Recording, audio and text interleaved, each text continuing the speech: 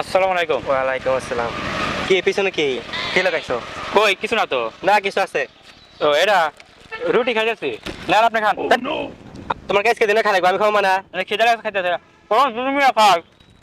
আজকে তুমি তোমার আজকে দিনে খাই লাগবে কি? আচ্ছা ভাই, খাই। আজকে কি তুমি কি জানো? আর জান মানে খাই না, তুমি খাই। আজকে দিনে তোমার খাই লাগবে, এত তোমার পেটে খিদা।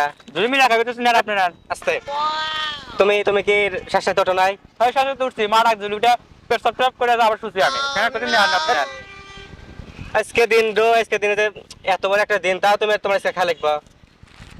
বল যাই তো মুখ খাই না। খাই ফেল দাও, ফালতু মানে ফেলে দাও। ঠিক আছে খাই, তুমি খাই একটা। তোমার তো সমস্যা আছে, আজকে দিন তোমার খাই লাগবে। আজকে আজকে তুমি কি জানো আজকে কি? না তো কি তুমি কি শ্বাস উঠছিলা?